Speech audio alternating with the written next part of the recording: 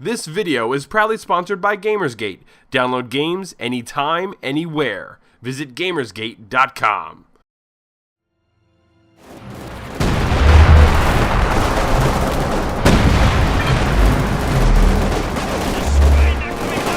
Shock troop under attack! Waiting order!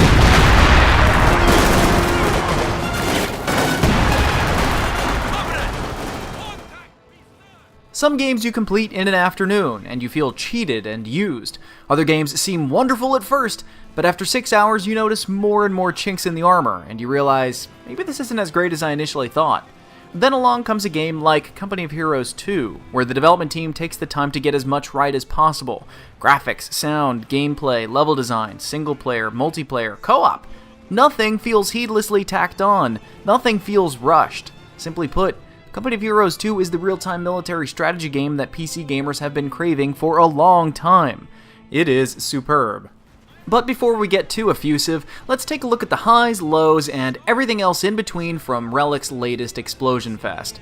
Company of Heroes 2 boldly goes back to the war we've all played dozens of times before, but this time highlights the lesser glorified conflict of the Eastern Front.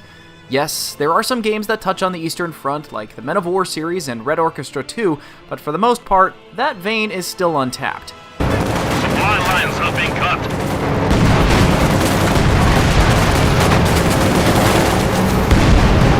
Target destroyed.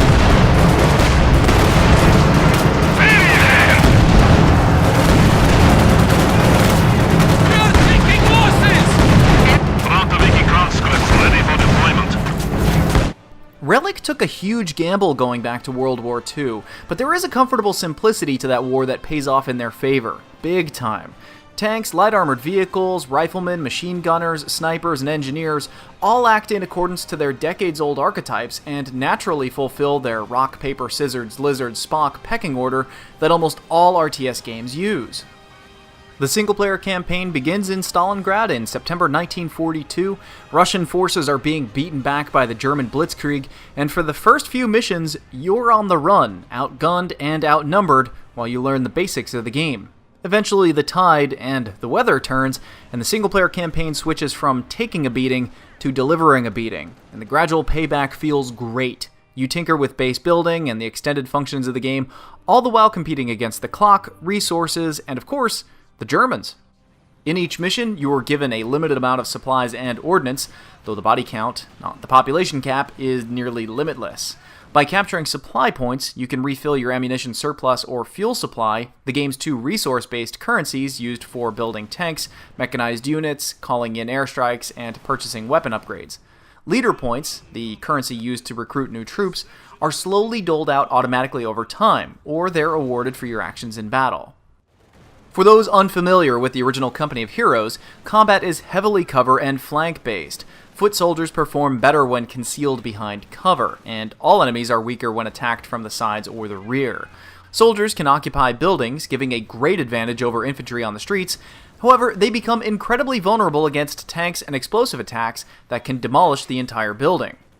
Infantry can pick up advanced weapons from fallen foes, and promotions are given to units after gaining enough experience, typically from kills. For single-player-centric gamers, you'll be happy to know that Company of Heroes 2 will clock you in between 15 to 25 hours, depending on your skill and your playstyle.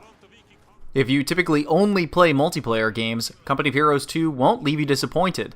Company of Heroes 2 features an intense multiplayer experience which includes the victory point mode, similar to the first game, involving capturing and holding strategic points against enemies, as well as the traditional annihilation mode.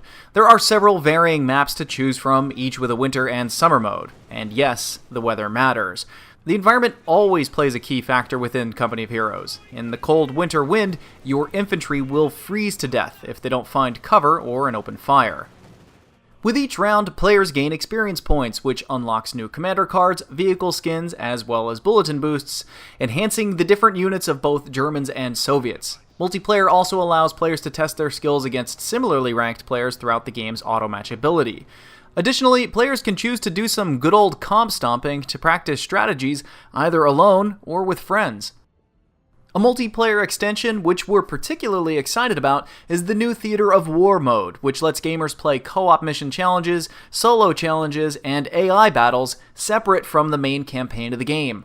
Unlike many RTS games where there is a clear formula between solo campaign and multiplayer, the Theater of War mode adds a fusion of the good qualities of both modes to provide a unique experience that continues to make Company of Heroes 2 fresh and different from most RTS titles.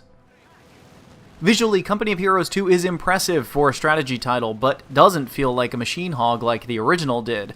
This version is much more optimized. We were able to crank everything up all the way, except for AA, and we were running smoothly throughout the entire experience. We only ran into one glitch causing us to reload an autosave, and we only crashed the game once due to excessive alt-tabbing. Everything about the sound design begs to be played loudly. The gunfire, the music, the sound of the engines of tanks all sound authentic, appropriate, and compound on top of one another to create a wonderful auditory experience.